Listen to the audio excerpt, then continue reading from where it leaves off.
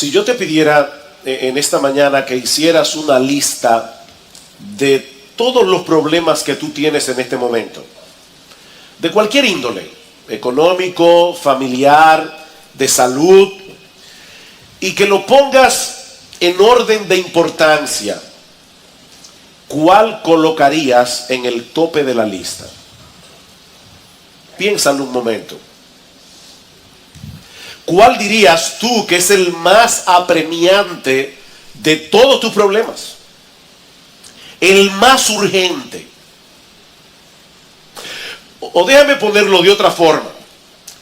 Si Dios te prometiera hoy resolver uno de tus problemas, ¿cuál sería tu primera opción? Bueno, en el pasaje que vamos a estudiar en esta mañana, siguiendo con la serie del Evangelio de Marcos, el Señor Jesucristo tiene un encuentro providencial con un hombre que tenía un gran problema. Un problema muy evidente. Y yo espero, mis hermanos, que esta historia nos ayude a poner en perspectiva nuestros propios problemas. Vamos a Marcos capítulo 2. El Evangelio de Marcos capítulo 2. Yo he titulado el mensaje de esta mañana, el problema más urgente. Marcos capítulo 2, versículos 1 al 12. Dice, entró Jesús otra vez en Capernaum después de algunos días y se oyó que estaba en casa. E inmediatamente se juntaron muchos de manera que ya no cabían ni aún a la puerta y les predicaba la palabra. Entonces vinieron a él unos trayendo a un paralítico que era cargado por 4. Y como no podían acercarse a él a causa de la multitud, descubrieron el techo de donde estaba y haciendo una abertura, bajaron el lecho en que yacía el paralítico. Al ver Jesús la fe de ellos, dijo al paralítico, hijo, tus pecados te son perdonados.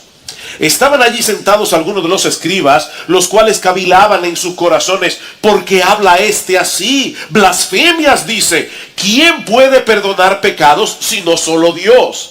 Y conociendo luego Jesús en su espíritu que cavilaban de esta manera dentro de sí mismo, les dijo, ¿por qué caviláis así en vuestros corazones? ¿Qué es más fácil, decir al paralítico, tus pecados te son perdonados? O decirle, levántate, toma tu lecho y anda. Pues para que sepáis que el Hijo del Hombre tiene potestad en la tierra para perdonar pecados, dijo al paralítico, a ti te digo, levántate, toma tu lecho y vete a tu casa. Entonces él se levantó enseguida y tomando su lecho salió delante de todos, de manera que todos se asombraban y glorificaron a Dios diciendo, nunca hemos visto tal cosa.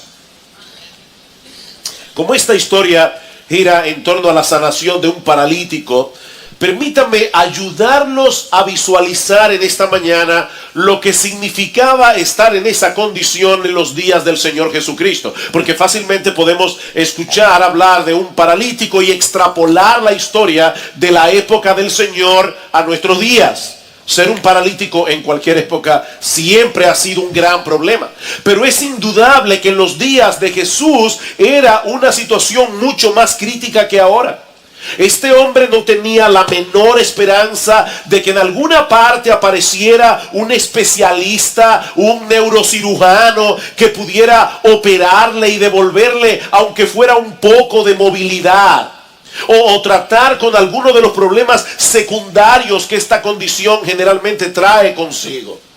Este hombre no contaba con analgésicos que calmaran sus dolores y sus molestias, o con un fisioterapista que lo ayudara a fortalecer su masa muscular, ni siquiera con una silla de ruedas para ser transportado con más facilidad. Ahora, cuando estuvimos en la conferencia de Gospel Coalition, una hermana, no sé cómo, se dio cuenta que mi esposa tiene problemas. Ustedes conocen que ella está lidiando hace mucho ya con una neuropatía crónica y ella vio ciertos movimientos y no sé cómo pudo captarlos. Se acercó, le dijo, tienes problemas. Y el hotel donde estábamos era un hotel muy grande donde se hizo la conferencia. Así que al otro día esta hermana muy gentilmente le consiguió a Gloria una silla de ruedas eléctrica. Así que Gloria estaba mejor que todos nosotros porque estaba con su carrito por la conferencia. Y de paso, hermanos, yo sé que muchos de ustedes estuvieron orando por nuestro viaje, estuvieron orando por la salud de Gloria, y yo creo que esa silla apareció como respuesta de Dios a vuestras oraciones. Así que de paso, gracias. Pero qué bueno, hermanos, que en esta época, no todo el mundo tiene, ¿verdad?, esas facilidades, pero hasta en los supermercados ahora hay carritos para las personas hacer su compra, en algunos supermercados. Pero este hombre no tenía ninguna de esas facilidades. Desde que este paralítico se despertaba por la mañana hasta que se dormía por la noche, él no tenía otra cosa que hacer que mirar al techo. A menos que alguien se compadeciera de él y lo cambiara de posición o lo moviera de un lugar a otro. Cuando él veía que su familia salía hacia el mercado, él estaba allí postrado. Cada día la misma monotonía, cada día el mismo escenario, el mismo aislamiento, tirado en el suelo o en una litera, semana tras semana, mes tras mes, año tras año, teniendo que depender completamente de otros para suplir cualquiera de sus necesidades, por más pequeña que fuera. Este hombre necesitaba ayuda para vestirse, necesitaba ayuda para bañarse, necesitaba ayuda incluso, mis hermanos, para poder hacer cualquier necesidad fisiológica. Por eso alguien describe la condición de este hombre a través de un conjunto de palabras que pueda darnos una idea aproximada de su condición emocional. Dependencia, humillación, confinamiento, a lo que yo añado claustrofobia, aburrimiento, soledad, frustración, vergüenza, desesperación. De manera que el problema de este hombre era más que evidente. Él estaba paralítico. Si él hubiera escuchado la pregunta con la que yo inicié este sermón en la mañana, si tú tuvieras que poner en orden, en una lista, en el tope de prioridades, ¿cuál es tu problema más urgente? Él hubiera dicho, mi problema más urgente es que no puedo caminar. Y que no existe la menor posibilidad de que alguna vez yo pueda hacerlo. Pero de repente aparece un hombre llamado Jesús en la misma ciudad donde vivía el paralítico, la ciudad de Capernaum, haciendo milagros extraordinarios, como vimos hace unas semanas atrás. Recuerdan cómo todo el pueblo se agolpó a la puerta para ver a Jesús y para ser sanado, y cómo él sanaba todo tipo de enfermedad. De hecho, inmediatamente antes del relato del paralítico, lo que Marcos nos narra es la sanación de un leproso. Así que por primera vez este hombre vislumbra un rayo de esperanza. Hay una pequeña luz al final del túnel. Sobre todo porque este hombre cuenta con un grupo de amigos fieles. Un grupo de amigos que son capaces de hacer lo que fuera para llevarlo hasta Jesús. Así que ponen el plan en marcha. Toman al hombre, lo ponen en una litera, lo llevan a la casa donde está el Señor, pero al llegar se topan con una muralla humana impenetrable. Vean otra vez el versículo 1.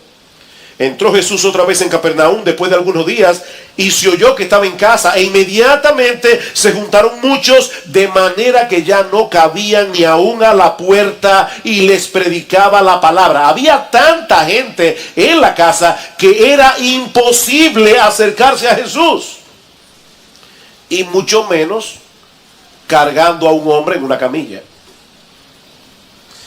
Pero estos amigos eran persistentes. Y de paso, hermanos, esa es una de las características de la fe. El que verdaderamente cree, actúa porque cree.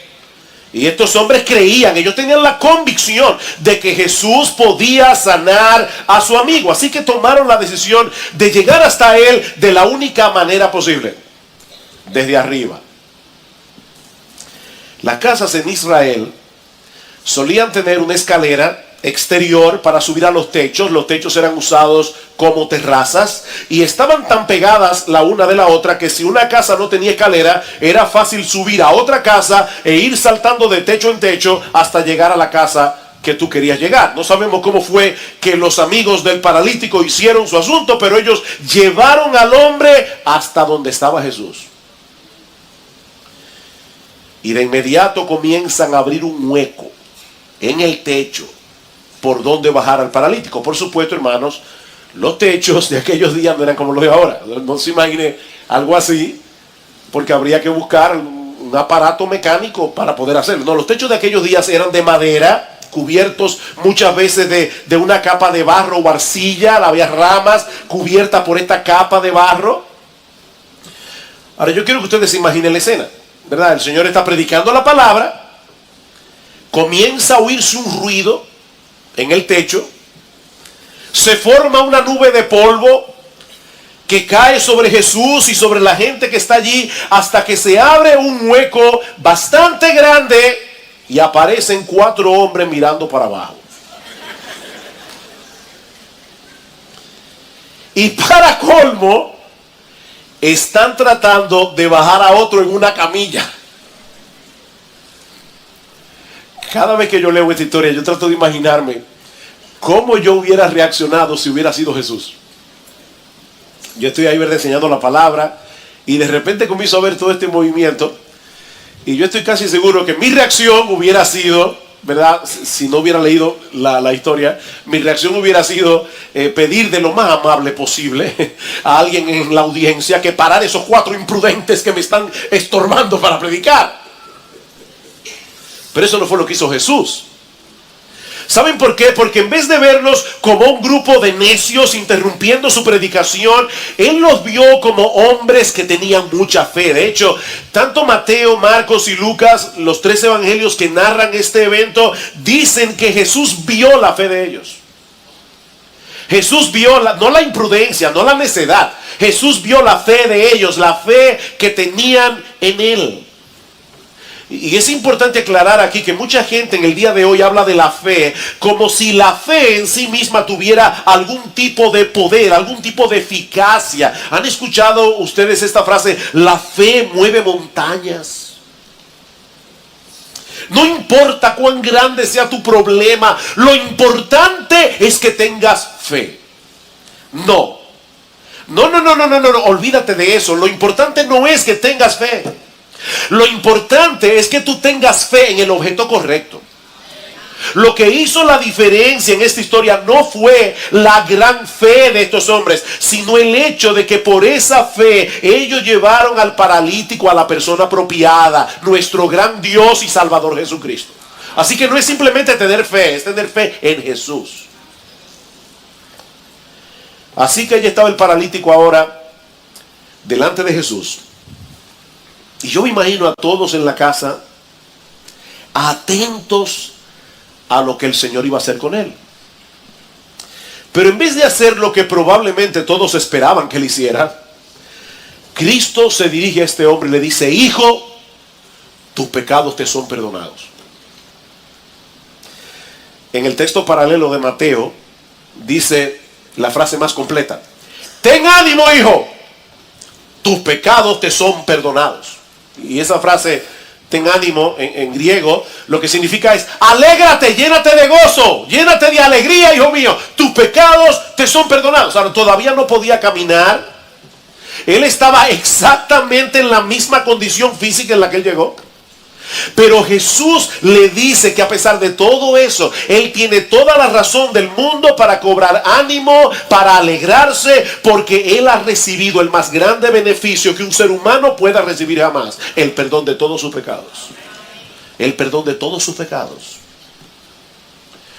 Para todos en la casa era más que evidente que el gran problema de este hombre era que él estaba completamente inmóvil. Pero el diagnóstico de Jesús es muy diferente al nuestro. Él sabía que su problema más urgente no era su parálisis. El problema más urgente de este hombre era su pecado y todas las consecuencias que el pecado conlleva en esta vida y en la venidera. Y aclaro que cuando yo hablo de pecado, no me refiero únicamente a aquellos actos pecaminosos que la gente suele hacer: mentir, robar, matar, codiciar, envidiar, chismear, adulterar, y todos los terminados en ar. No, yo no me estoy refiriendo a eso. Yo me estoy refiriendo más bien a la fuente que produce todos esos pecados. Y es el hecho de que el hombre ha decidido vivir de espaldas a Dios. El hombre ha decidido hacer su propia voluntad, buscar su propia gloria. En otras palabras, el hombre ha decidido ser su propio Dios. De hecho, piensen por un momento en este paralítico. Él no tenía mucha capacidad para hacer actos pecaminosos. Él no se podía mover. Él no podía robar, él no podía adulterar, él no podía matar, pero podía pecar. Él podía pecar y pecaba, porque el pecado es un problema del corazón. Y ese, según Jesús, es nuestro problema más urgente. Mi amigo, ese es el más urgente de tus problemas. ¿Quién sabe cuántas veces este hombre había soñado con la posibilidad de poder caminar? Pensando que esa sería la solución de todos sus problemas. Si tan solo pudiera valerme por mí mismo. Ir a donde yo quiera, como yo quiera, cuando yo quiera. Yo sería el hombre más feliz. Yo creo que nunca más volvería a quejarme de nada. Si tan solo volviera a caminar. Pero Jesús lo veía de otra manera. Para Jesús, si él no sanaba únicamente de su parálisis, estaba dejando a este hombre en una terrible condición. Él no habría resuelto realmente el mayor de sus problemas. Y ¿saben qué, mis hermanos? Lamentablemente, esa es la ilusión en la que viven la mayoría de las personas, incluyendo muchos que profesan ser cristianos. Ay, si tan solo. Y llena ahí esa línea en blanco, como tú quieras. Si tan solo sanara de esta enfermedad, si tan solo alguien me amara, si tan solo tuviera un mejor matrimonio, si tan solo tuviera un trabajo mejor remunerado, si tan solo tuviera hijos obedientes, si tan solo lo que sea. Sea lo que sea que tú pongas en esa lista, estás completamente equivocado. Si tú crees que por tener cualquiera de esas cosas vas a tener una vida más plena y feliz, estás equivocado. Hay una periodista llamada Cynthia Hamel y ella escribió un artículo sumamente interesante sobre las frustraciones de la gente famosa. Hombres y mujeres que hicieron de todo para alcanzar la fama. ¿Y saben qué pasó? Que después de obtener lo que tanto querían, no solo se convirtieron en personas insoportables, sino que ahora eran mucho más infelices que antes. Dice Hamel, me dan pena los famosos, de verdad. Las celebridades una vez fueron seres humanos agradables, pero ahora su ira es terrible, más que ninguna otra persona. Ellos querían fama, trabajaron, insistieron, pero la mañana después de hacerse famosos, ellos querían tomar una sobredosis. Y ustedes saben muy bien que algunos el año pasado lo hicieron. Dice, ya querían tomar una sobredosis porque aquello por lo que habían luchado, la fama que iba a hacer que todo fuese bien, que iba a hacer que su vida fuera soportable, que les iba a proporcionar satisfacción personal y felicidad, ya había llegado y nada había cambiado. Aún eran los mismos. La decepción les había llevado a ser violentos e insufribles. Y más adelante Hamel añade esta sorprendente declaración. Yo creo que cuando Dios quiere gastarle a uno una broma muy pesada, le concede su mayor deseo.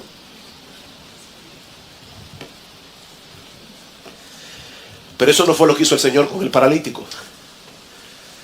Él no le dio lo que él quería, él le dio lo que necesitaba. No lo que él quería, lo que él necesitaba. Y no era la sanidad de su cuerpo, era la sanidad de su alma. Lo que este paralítico necesitaba más urgentemente era el perdón de sus pecados, y eso fue precisamente lo que Cristo le dio. Mi amigo, otra vez, yo no sé cuál es el mayor anhelo tuyo en esta mañana, pero si es algo fuera del Señor Jesucristo, y del perdón de tus pecados, el perdón que solamente Él puede darte, estás cometiendo el más terrible y destructivo de todos los pecados: idolatría. Idolatría. Estás buscando propósito y significado para tu vida en el lugar equivocado. Ese es el gran problema de los seres humanos. Van detrás de la reputación, de la belleza, de la popularidad, del dinero, de la diversión, y al final siempre terminan frustrados porque su mayor necesidad sigue allí.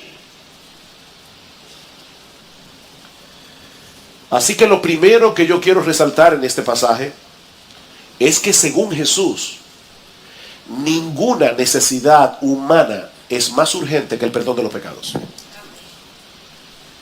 Según Jesús, ninguna necesidad es más urgente que el perdón de los pecados. ¿Sabes por qué? Porque algún día tendrás que presentarte en el tribunal de Dios para dar cuenta por tu vida. Y en ese juicio nadie saldrá bien parado. Nadie saldrá bien parado. Dice la Escritura en Hebreos capítulo 4 versículo 13 que todas las cosas están desnudas y abiertas a los ojos de aquel a quien tenemos que dar cuentas. Dios conoce nuestra vida. Dios conoce cada íntimo detalle que tú crees que nadie conoce. Dice en Romanos capítulo 3, versículo 10, que en el mundo entero no hay justo ni aún uno, no hay quien haga lo bueno, no hay ni siquiera uno. Todos se desviaron, a una se hicieron inútiles. Todos, absolutamente todos. Pero en medio de ese panorama tan aterrador, este pasaje contiene una increíble noticia. Y es que ese mismo Dios contra el cual hemos pecado, ese mismo Dios que ha sido ofendido todo el tiempo por nosotros, ese mismo Dios decidió resolver el problema a costa de un gran sacrificio. Versículo 6. Estaban allí sentados algunos de los escribas, los cuales cavilaban en sus corazones: ¿por qué habla este así? Blasfemias dice. ¿Quién puede perdonar pecados si no solo Dios? Y conociendo luego Jesús en su espíritu que cavilaban de esta manera dentro de sí mismo, les dijo: ¿por qué caviláis así en vuestros corazones? Interesante, ellos no habían expresado absolutamente nada con sus bocas. De hecho, la palabra que aparece en el versículo 8 es la palabra dialogizomai, de donde viene nuestra palabra diálogo. Jesús tiene el poder para escuchar nuestro diálogo interior. Todos tenemos un diálogo interior. No tenemos que hablar con nadie. Nosotros hablamos con nosotros mismos todo el tiempo. Y Jesús escucha ese diálogo interior que había en los corazones de estos líderes religiosos de Israel. Y lo interesante, mis hermanos y amigos que están aquí en esta mañana, es que en este caso el proceso de razonamiento de estos líderes era correcto. Absolutamente correcto, excepto en una cosa.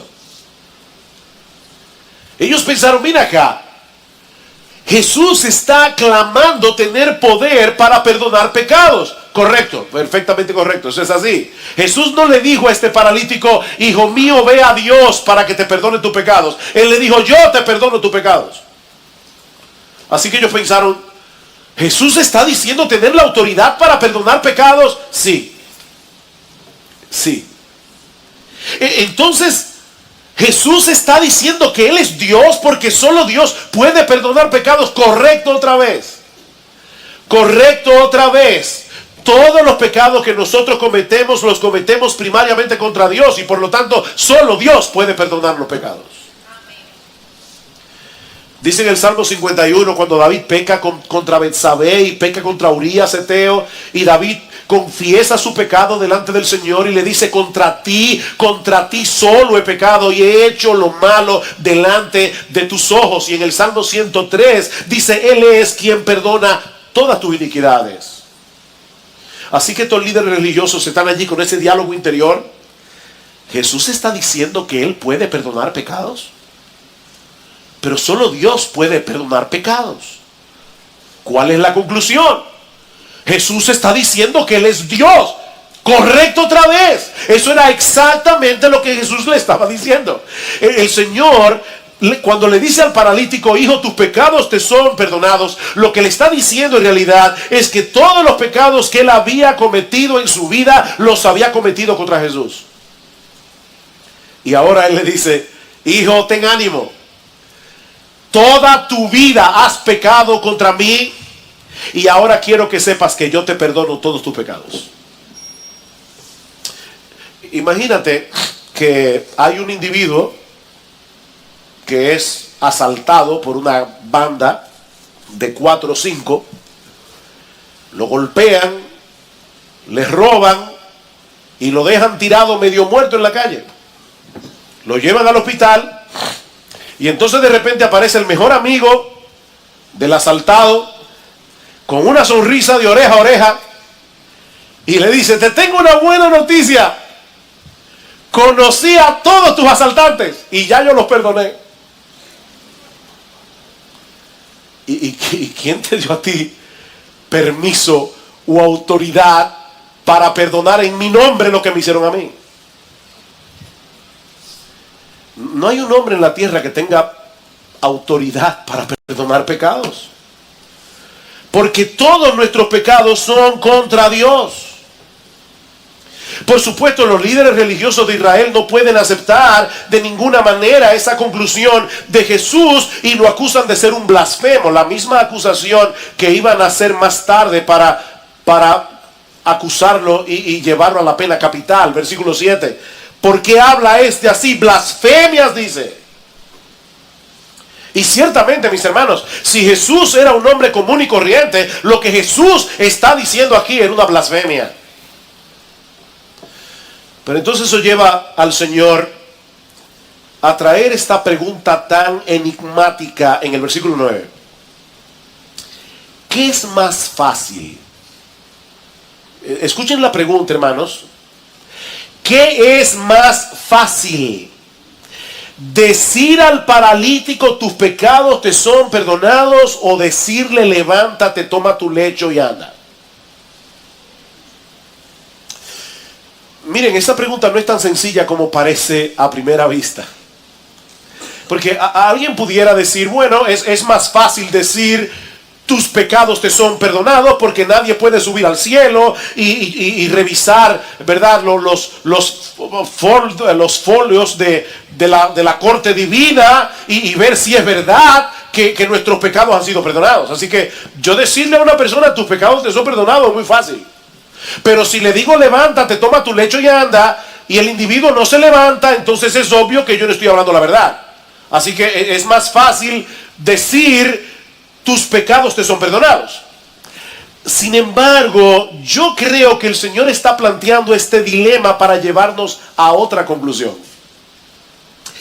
Ya Jesús había demostrado en el capítulo anterior que Él era capaz de sanar todo tipo de enfermedad. No olviden eso. Él acaba de sanar al final del capítulo 1 a un leproso. Solamente con decirle, yo quiero, sé limpio. Y dice que al instante la lepra se fue de él. Jesús tenía poder. Para Él era fácil sanar a este paralítico. Era más fácil sanarlo que concederle el perdón. Porque ese perdón le iba a costar a Jesús mucho sufrimiento. Claro, el Evangelio de Marcos a estas alturas no nos revela todo lo que implicaba el hecho de que Jesús pudiera perdonar pecados. Yo no sé cuántos de ustedes alguna vez han pensado en esto, pero es una pregunta que yo me hacía en el pasado. ¿Cómo eran perdonados los santos del Antiguo Testamento? Porque Jesús no había venido todavía. ¿Tenían los santos del Antiguo Testamento, tenían la experiencia del perdón de sus pecados? Y la respuesta es sí, pero a crédito. O sea, los santos del Antiguo Testamento experimentaron un perdón a crédito. Ustedes saben cómo, pero usted va a la tienda, usted va a comprar un televisor o cualquier cosa y usted pasa su tarjeta de crédito, pero le dice, no se preocupe, son 6 meses sin inicial y sin interés. Y usted los primeros 6 meses disfruta de su televisión, pero a los 6 meses hay que pagar. Bueno, durante todo el periodo del Antiguo Testamento, Los santos fueron perdonados porque confiaron en la promesa de que iba a venir el Salvador. Y ellos manifestaban su confianza en esa promesa a través de los sacrificios de animales. Pero todos esos perdones de pecados fueron perdón a crédito, hasta que Jesús muriera en la cruz del Calvario.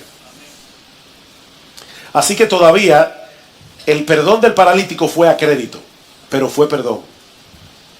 Fue perdón. Más adelante Marcos nos va a revelar lo que le costaría a Jesús pagar ese perdón hasta el último centavo. Marcos capítulo 8. Marcos capítulo 8.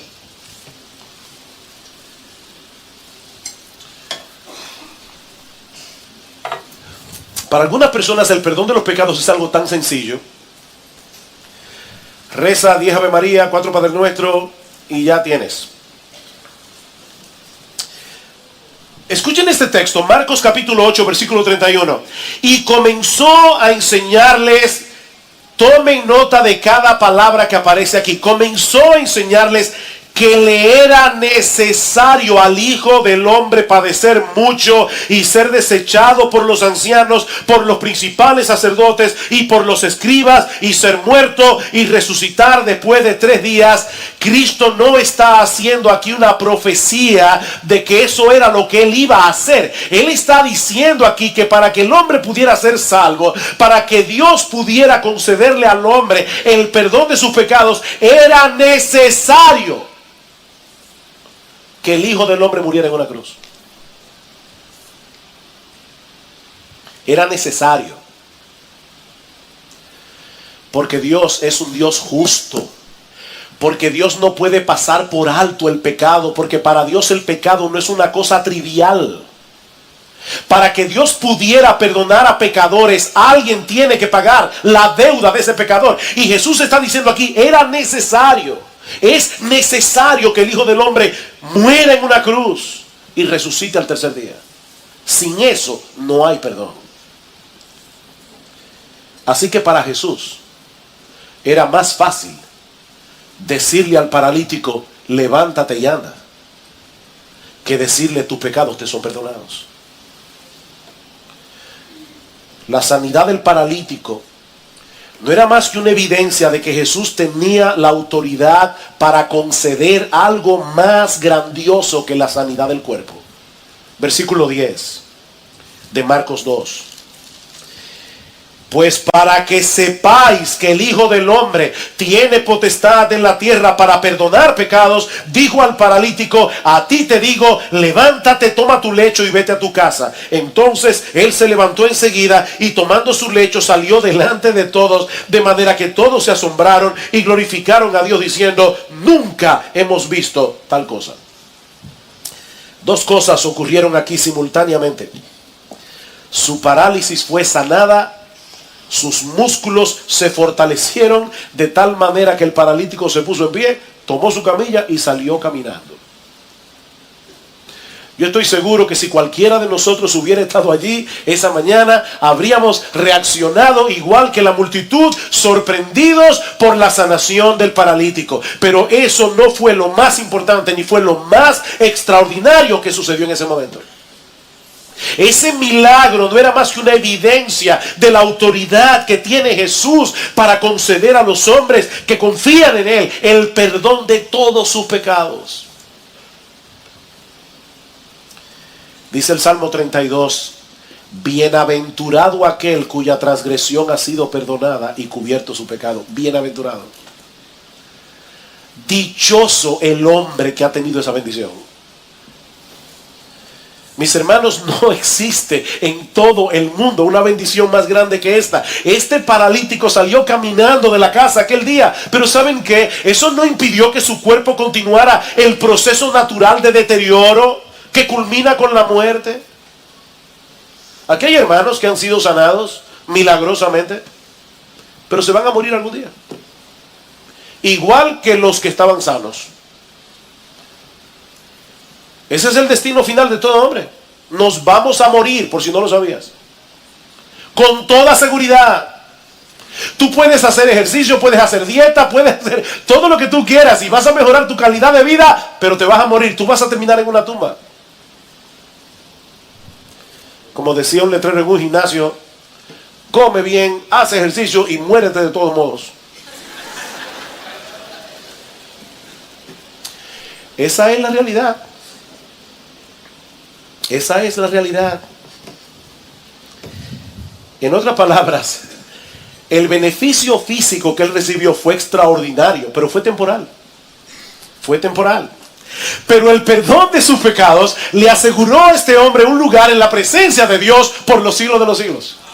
Por los siglos de los siglos. Y no solo eso, ese perdón le dio a este hombre, escuchen bien, este perdón le dio a este hombre la libertad y el gozo de saberse aceptado por Dios, no por lo que él hiciera, no por lo que él dejara de hacer, sino por la gracia que Jesús decidió otorgarle gratuitamente. Ahora, cuando estuvimos de viaje, Gloria y yo visitamos una librería cristiana. Nos hablaron de una librería que hay en Barcelona, muy grande. Y Gloria encontró un pequeño libro escrito por Tim Keller, este librito que está aquí, que se llama La respuesta del espejo, solución definitiva a los problemas de autoestima. Y por cierto, lo recomiendo absolutamente. Está basado en un pasaje de 1 Corintios capítulo 3.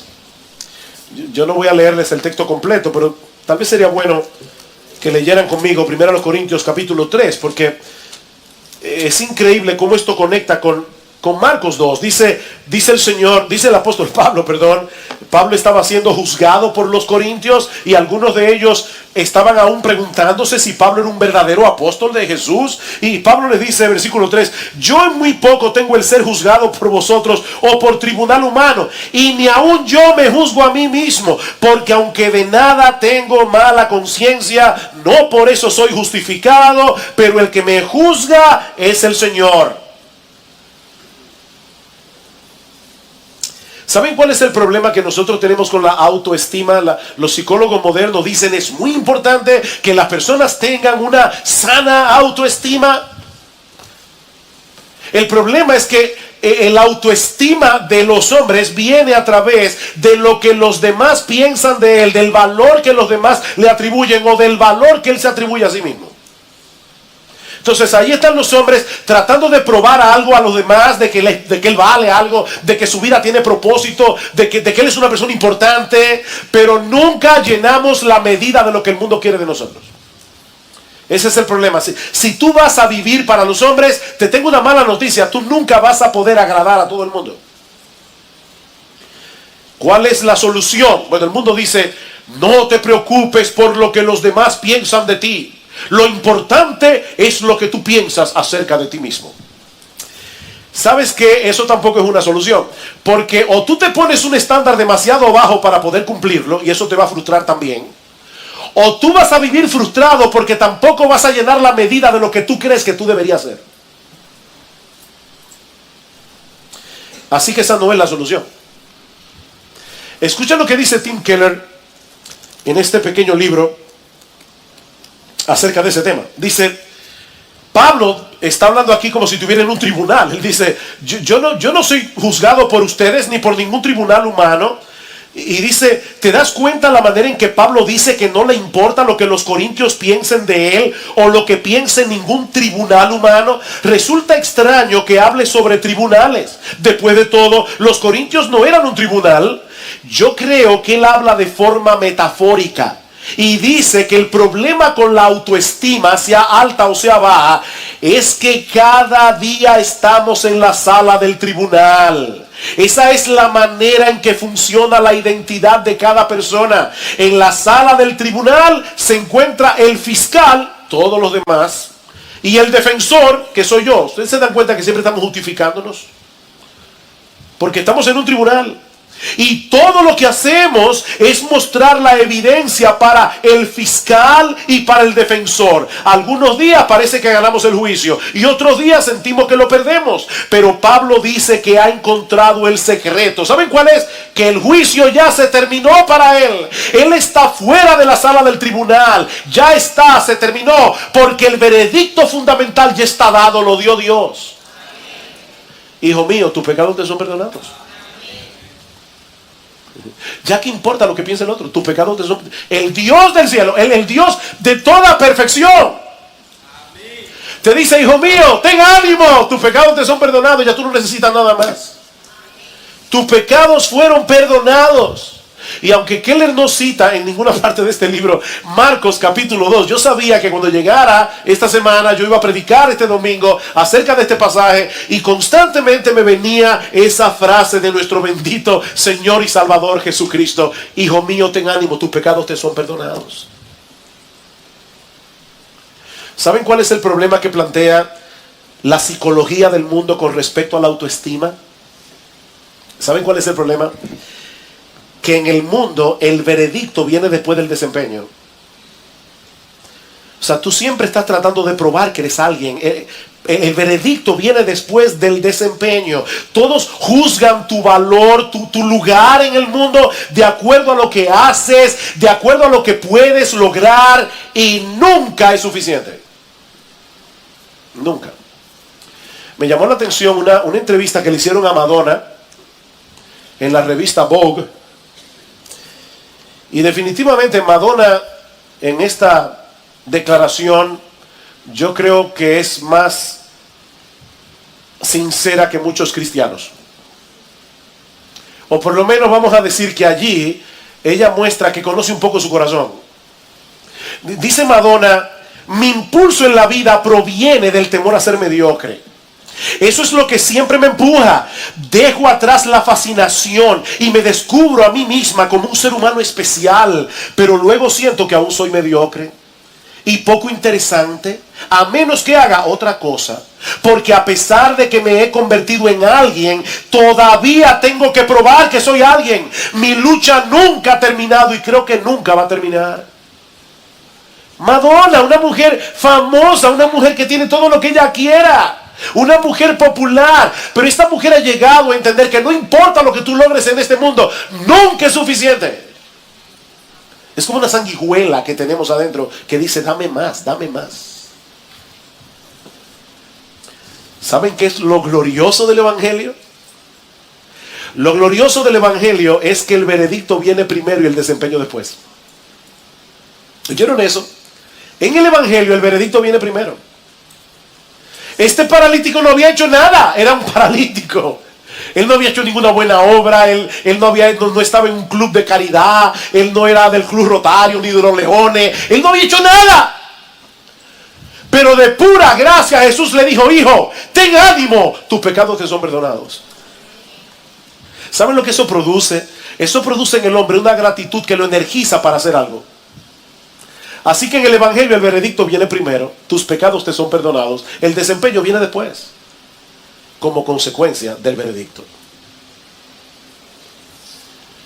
Por medio de la fe en Jesús, el Dios del cielo perdona todos nuestros pecados y pone en nuestra cuenta la justicia perfecta de su Hijo. O ustedes no desayunaron esta mañana o están medio dormidos. ¿Tú oíste eso? Por medio de la fe en Jesús, piensa en todos tus pecados, todos los pecados que tú has cometido en toda tu vida. Por medio de la fe en Jesús, el Dios del cielo, el perfecto en santidad, el perfecto en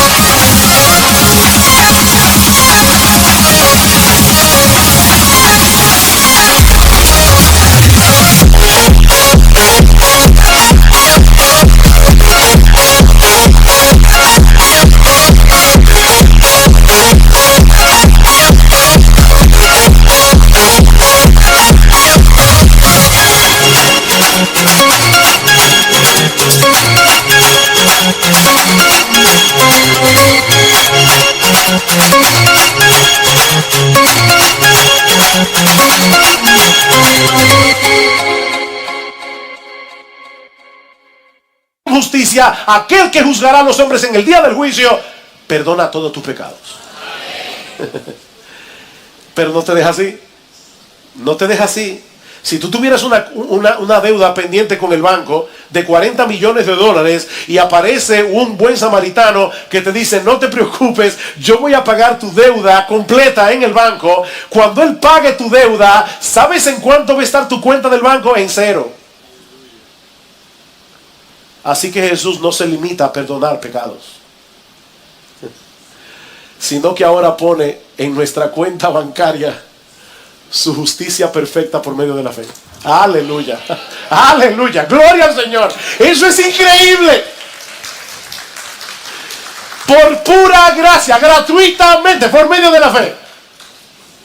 Al que no conoció pecado, por nosotros lo hizo pecado, para que nosotros fuésemos hechos justicia de Dios en él.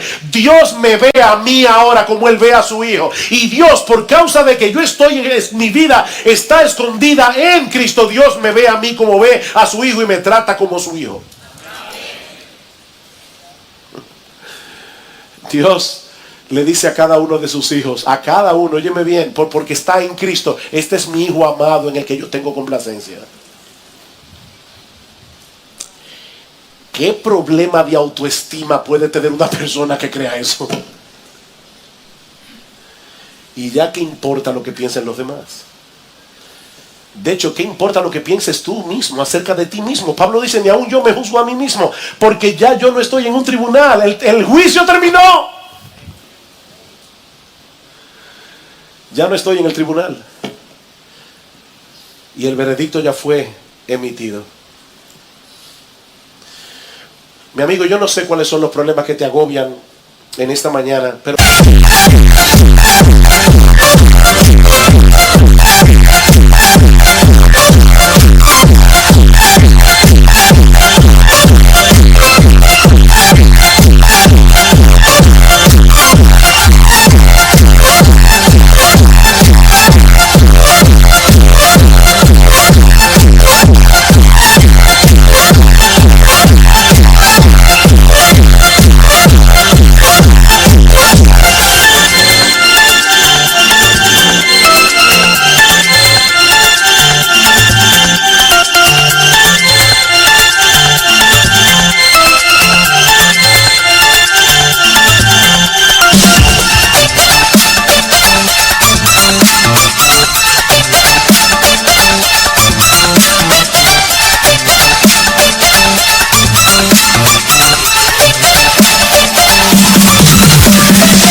créeme, ninguno de ellos puede compararse con el problema que tú tienes con Dios por causa de tus pecados.